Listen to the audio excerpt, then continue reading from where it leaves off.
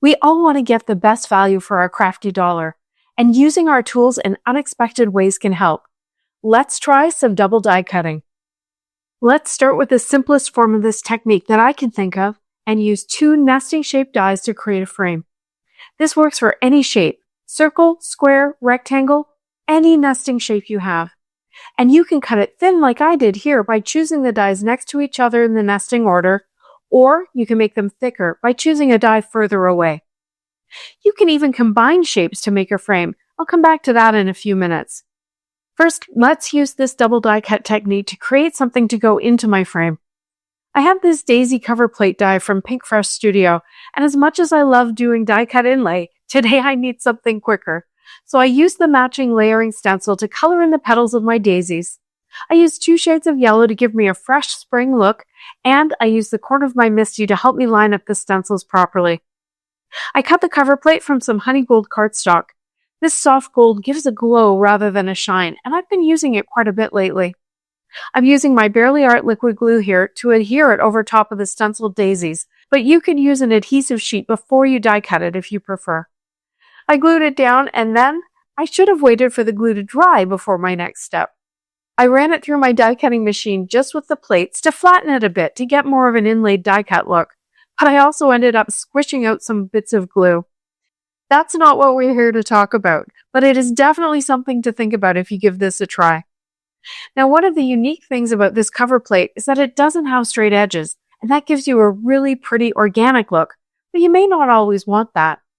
So next I took the smaller circle from when I made the frame, and this is important. Remember to use the smaller die at this point. And I cut that from the center of my daisy panel. And now I can use a white die cut of the larger circle as a backer and put them both on it. I would start by laying the frame down. It's easy to line it up along the edges and then put that faux inlaid panel inside and it'll fit perfectly. Again, this can be done with whatever shape you want. A rectangle or square, even a heart would work. Creating a frame like this gives you a beautiful finished look. I popped it up on a watercolor panel from my background drawer, and I added some dark brown flower centers and a gold thanks die cut sentiment. Just before we move on, quickly, here's what I was talking about creating a frame with different shapes. I've got this square of cardstock that I used to cut my gold circle frame, and I used a square die with these diagonal marks on it to cut around the circle, and that gave me another frame to use a little later. Okay, so simple and not so simple frames. Changing the shape of a panel created with a cover plate. What else can we do with this? How about using a scalloped rectangle die to create a scalloped square panel? It's easy. All you have to do is count the scallops along the top and then count the same number down the side. Place the die so that one short end goes across at that point, and then flip the die over. The sides of the die cut will kind of click into the die, and you'll know you've got it lined up perfectly. Then just send it through your die cutting machine. So here's my scallop square and the leftover piece. And you can do it all again with this little piece to create a small rectangle. In fact, you can do this on any one of the scallops. You don't have to make a square. You could just make a smaller rectangle. And you can do it vertically too, to get a long skinny rectangle rather than always going horizontally like I did. And while we're at it, I thought I'd use my square die and create a scalloped frame. Wait, is that triple die cutting? I think so. And now for my last trick, let me show you what you can do with a single heart die. Line up the die so that the right edge will cut through the center of the heart, and you can make a teardrop shape. And then you can do the opposite and line up the left edge on the right side of the die cut and get another one. The second one's going to be slightly smaller, but that's okay. And similarly, you can take a circle, a simple circle.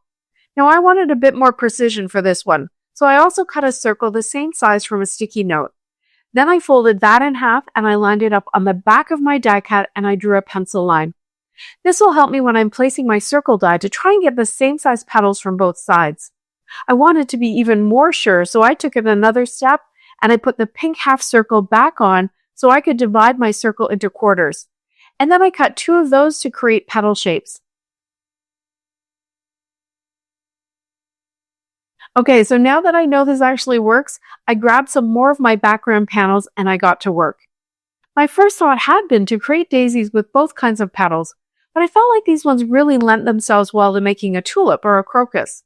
And here, look, I used the same idea and created some leaves by moving the edge of the die further away from the center.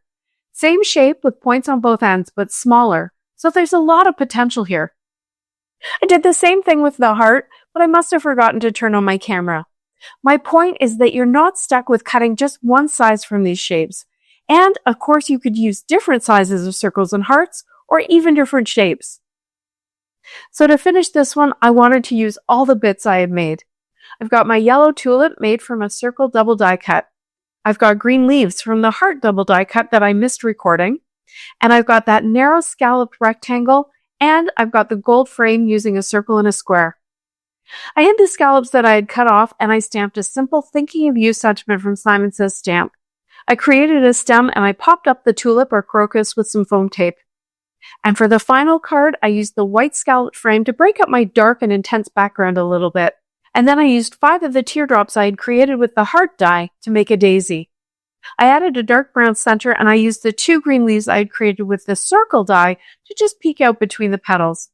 I popped it up on my card, and then I finished off with a scrapbook.com Celebrate die cut sentiment from gold.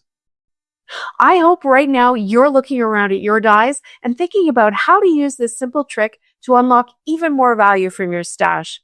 What I've shown today is just a starting point. This idea has a ton of potential once you start thinking about different shapes and sizes. If you do try it, please tag me on social media. I'd love to see what you come up with.